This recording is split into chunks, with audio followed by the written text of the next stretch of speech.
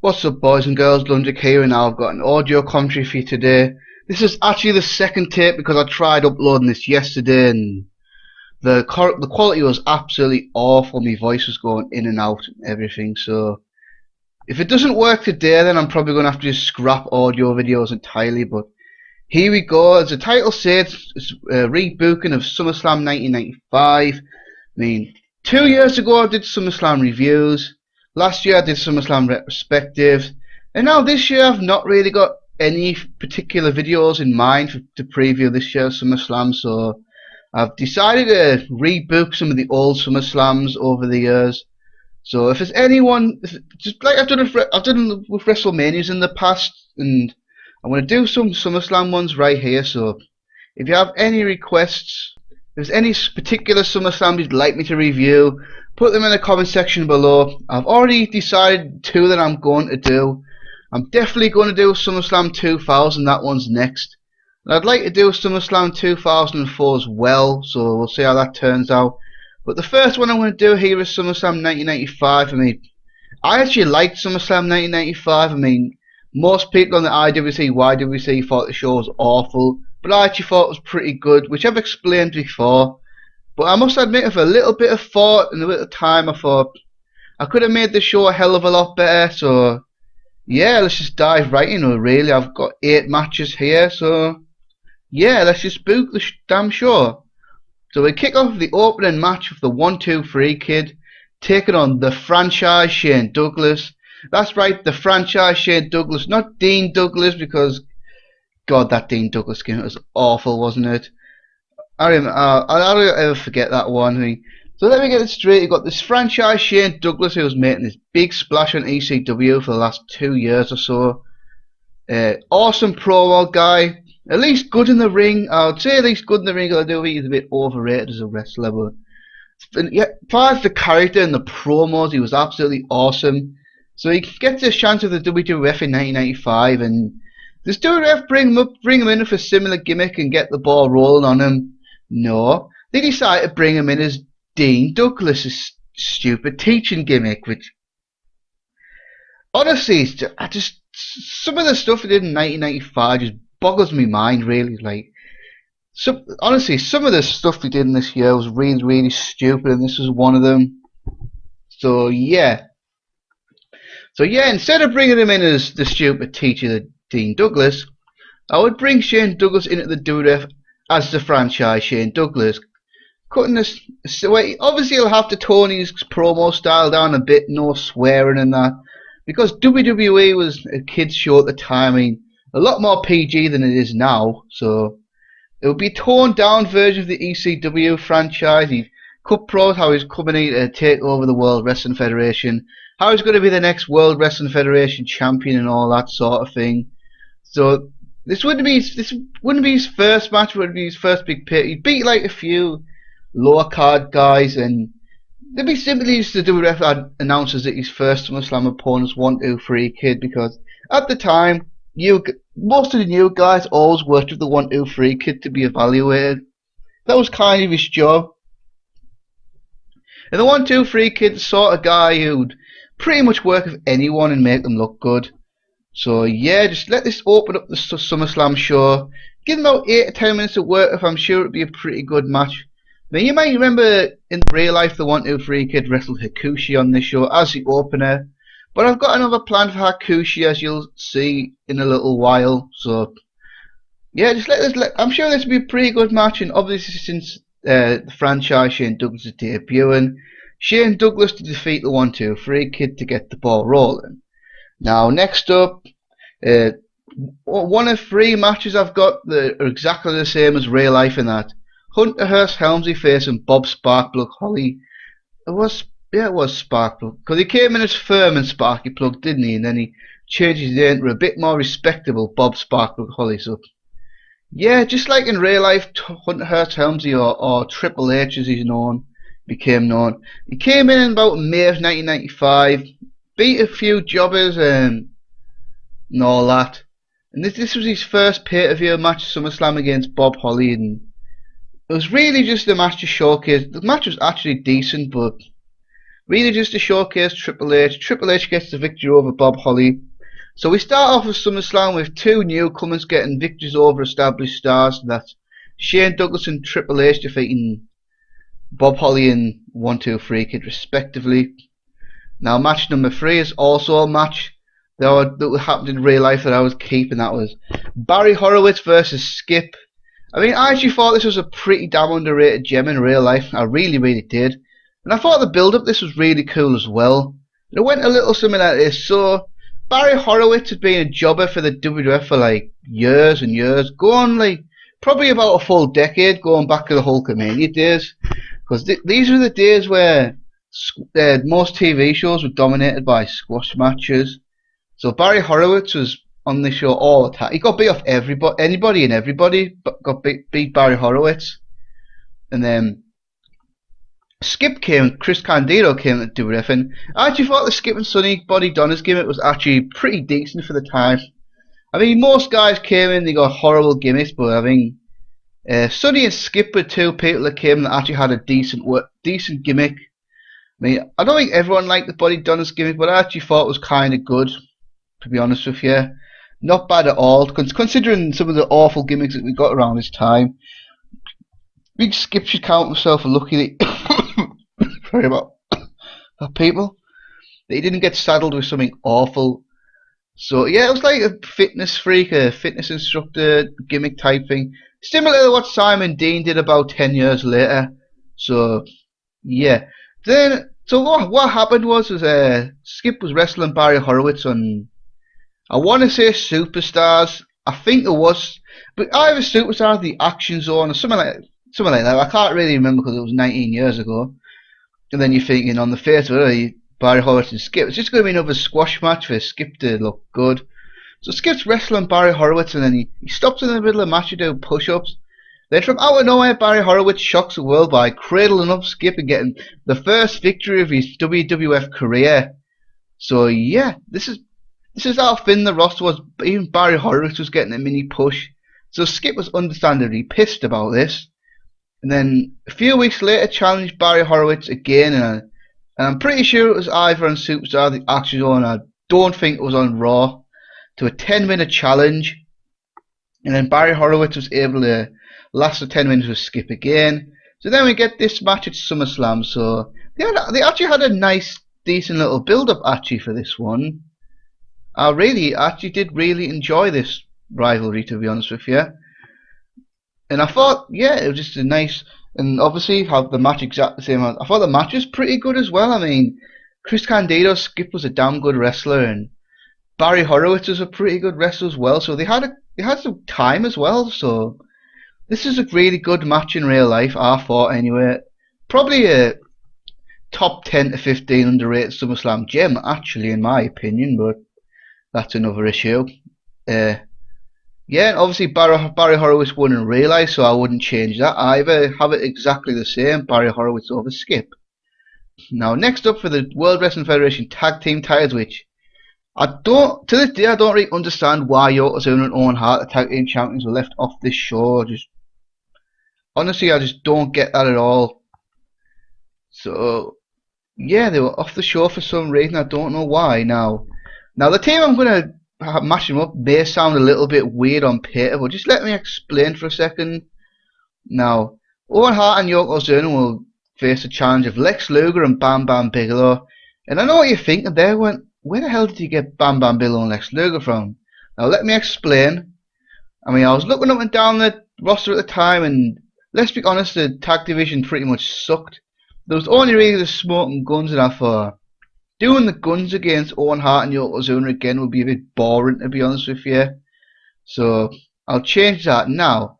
If you recall, in my WrestleMania 11 rebooking some time ago, it was Lex Luger and the British Bulldog teaming up again, Tanker and IRS, and the British Bulldog turned on Lex Luger at that show and sold out the $1 Million Corporation. Now, if you also remember on that show, the $1 Million Corporation also turned on Bam Bam Bigelow. So after WrestleMania, Luger and Bigelow, as babyfaces, can have some sort of alliance because they were both fucked over by the $1 Million Corporation. They have a common enemy. I mean, you don't have to tag all the time, but definitely have an on-screen alliance. Have the rest of the feud tag matches and get this tag title shot against Owen Hart and Yokozuna. So yeah, there you go. So maybe they could win a tournament or something like that. I don't know. But yeah, I mean, I'm not gonna lie. This match probably wouldn't be all that good. I mean, you've got Owen Hart in there. Bam Bam Bigelow's a good working big man, but Yokozuna was pretty immobile by 1995, and Lex Luger wasn't that good at all in his WWF run. Let's be honest about that. So anticipating. Yeah, I'm sure. I think I said that right. Anticipating a fairly mediocre match, but I think it would be good enough draw to include on the card. And I would like to have Yokozuna and Owen Hart retain the tag team belts here and move on, because after this he had that big triple header main event with Diesel and Shawn versus Owen and Yoko, didn't he? So that makes sense to have Owen and Yoko hold on to the belts. Now we're at the second half of the card now, and the second half of the show kicks off with The Undertaker versus Psycho Sid. Having Psycho Sid pretty much replace Kama in this storyline, because I just thought Undertaker Kama feud was a bit boring, and Kama wasn't really a main event player at all, and looked a bit out of place feud with The Undertaker. Now, not gonna lie, this match would probably be bad, but most Undertaker matches in this era, 94, 95, sucked ass, so at least Psycho Sid was a decent enough level star that the match might actually be interesting. So, because of course Sid also, after Sid turned on Shawn Michaels after WrestleMania, he also went in the $1 Million Corporation. So yeah, basically that's it. Sid, pretty much the same storyline did with the Undertaker and Kama, except for Undertaker and Sid. If you recall, Kama stole Undertaker's urn, melted down to a necklace. Maybe Sid could do that, and yeah, just similar build, just Undertaker and Sid instead of Kama. And we get them. Also, this is not going to be a casket match like the Undertaker Kama was. Just have this as a normal match, because I just didn't feel like that match needed to be a casket match at all. And to be honest, I think casket match is probably the most overrated gimmick match of all time anyway. I mean, in the whole history of casket matches, the only one I thought was any good was the one with Shawn Michaels at Royal Rumble 98. Pretty much all the rest of them sucked. So the Undertaker said that let them have a big man brawl. I mean, let's be honest, this isn't going to be a great match, but at least it might be somewhat interesting with Sid in there. And of course, the Undertaker defeats Sid to get the babyface victory over the $1 Million Dream, and then Undertaker can move on to something else. Now, we get a Bret the Hitman Hart on this show, and in real life, Bret Hart had the booby prize of facing Isaac Yankem DDS. Isaac Yankem. Good God, that was another horrendous gimmick, really, wasn't it? Let's be honest. So, and of course, Isaac Yankem went on with the bigger famous Kane, and you can tell even Kane hates Isaac Yankem, because do you remember the video that surfaced online a while ago of a radio interview with Kane, and somebody called into the show and asked about Isaac Yankem, and then he got pissed off and just hung up the phone on them. So yeah, apparently Kane has bad memories of being Isaac Yankem. It probably traumatizes him to this day. So what would happen so this is not going to happen in this show. So what happened in real life, Bret Hart beat Jerry Lawler at King of the Ring, and that for me would just blow off this feud, and he would. And now Bret Hart's SummerSlam 1995 opponent is Hakushi. Because if you recall, first In Your House, opened the match was Bret Hart and Hakushi, and I thought, damn, that was a really underrated gem actually of a match. Really enjoyed that match. Probably one of Bret Hart's most, either that or the triple header match of Jean-Pierre Lafitte, the most underrated match Bret Hart ever had, I think. I probably like that match more than most people, but damn, I thought that was a really awesome opening match. Loved the style of Bret Hart wrestling the high flyer. So yeah, so what I'll do after that match, have the feud continue after the King of the Ring at the In Your House premiere pay-per-view, have Bret Hart versus Hakushi again, and have Hakushi go over this time, so this would be like the blow-off match, so Bret won then Hakushi won. And then they have this final match here at SummerSlam. I mean, Bret Hart took a real backseat in 1995 to the Clique, He was this year in the upper mid card most of the year until he won the World Wrestling Federation title at Survivor Series. But in my eyes, Bret Hart was as over as he'd ever been and as good in the ring as he'd ever been in 1995. It's just the fact he was in awful positions on the card, wrestling dentists and pirates and Jerry Lawler and that sort of thing. But yeah, I reckon this match could be a potential show stealer. Give them a good 15 minutes to work. I think this will be a damn good match, a great match. Could possibly top the match you had in your house, because bigger stage at SummerSlam, they'd probably put even more effort to be even more determined to impress. So yeah, just let them go out and have a damn good wrestler match. Really, that's all I'd like to see. And of course, this being the blow-off match, Bret Hart goes over Hakushi.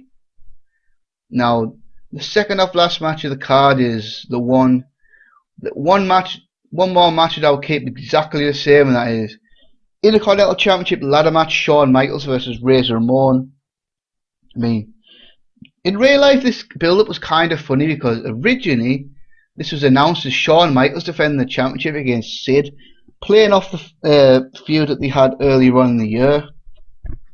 And then Gorilla Monsoon became the new president of the WWF, and he said he wanted to make his mark, and he said he was giving the match of fans really wanted to see, and so he scrapped Shawn and Sid and replaced it with Shawn and Razor, the epic rematch from the epic WrestleMania 10 ladder match. So in a roundabout way, WWF pretty much admitted that this card looked awful on paper, and they needed to put Shawn and Razor on here to save the card. So everything exactly the same build-up, same scenario, same match. The whole match exactly the same. I thought this is an awesome classic match. I mean, some people actually like this better than the original ladder match at WrestleMania 10, but I'm not one of those people. I think the WrestleMania 10 ladder match is better slightly, but only slightly, because this is quite a classic in its own right. It was a really awesome match. Obviously, Shawn is a babyface now, as Intercontinental Champion. Beat Jeff Jarrett at the In Your House Lumberjacks pay-per-view a month prior, and that was an amazing underrated gem as well.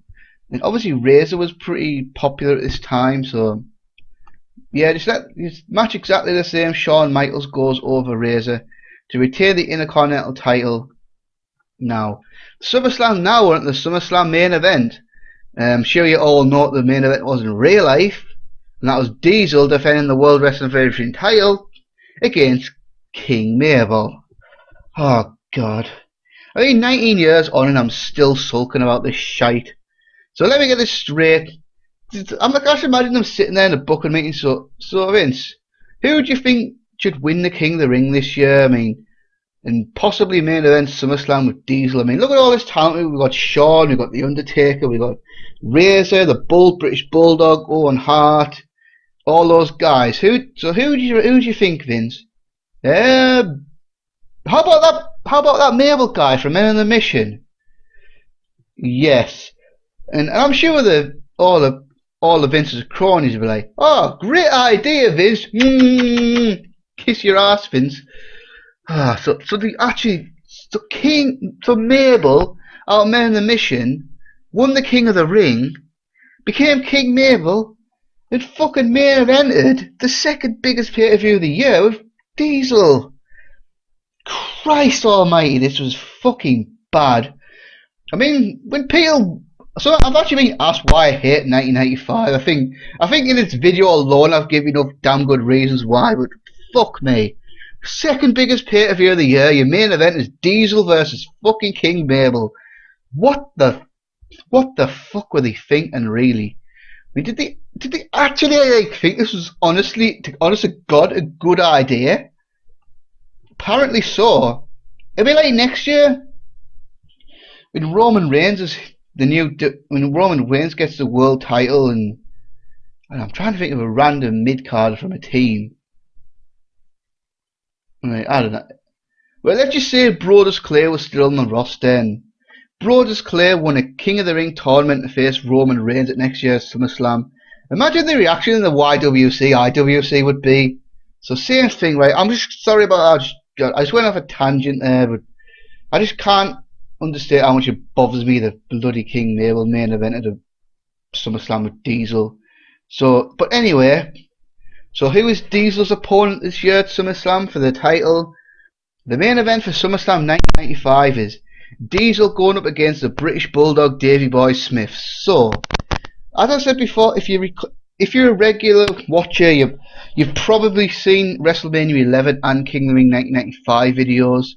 Now, if you recall, at WrestleMania 11, I had the British Bulldog turn heel on Lex Luger. With a difference though, instead of joining up with Jim Cornette, the British Bulldog actually sold out the $1 Million Man Ted DiBiase, joined the $1 Million Corporation. As you'll also see, he wrestled Shawn Michaels in the King of the Ring final. So how did he get this title shot?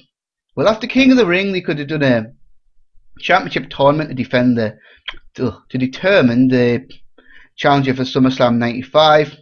Could have culminated with, let's say, the British Bulldog and Razor Ramon at the In Your House Lumberjacks pay-per-view. So the British Bulldog wins and becomes the #1 contender for the world title, and just have a basic build-up where they talk and smack about each other on promos. Maybe Bulldog interferes in a couple of Diesel's matches, that sort of thing. Obviously DiBiase wanting the World Wrestling Federation title in his $1 Million stable. They give him all the power in the world. We get the match, and hopefully this match will be decent. I mean, they had a match at the In Your House, the Great White North, the one in October 95. And that was a pretty awful pay-per-view main event, but hopefully this match will be better than that. I mean, I'm not expecting a good match, but as long as it's a decent average main event, that'll be fine. Just don't let them go like 15 minutes tops, because give some of the other matches more time, because pretty much when Diesel went past 18-20 minutes of his title matches, if he wasn't in there for like a Bret Hart or a Shawn Michaels, he tended to suck. So give them 15 minutes at the most. Hopefully the match will be decent. And the big news coming out of SummerSlam 1995 is Diesel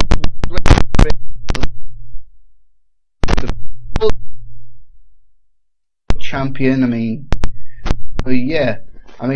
Diesel's title reign was pretty much good, and it was a good time it ended. So, and this is an opportunity for me to boot the voice the WWF champion, because I think he deserved the title reign. This was clearly the best time to do it. So the idea of Bulldog to beat Diesel here to become the new champion, be champion up until Survivor Series, where he drops the title of Bret Hart, and then they can build a Bret and Shawn WrestleMania 12 match from there. So yeah, I think it's a perfect time for a new champion.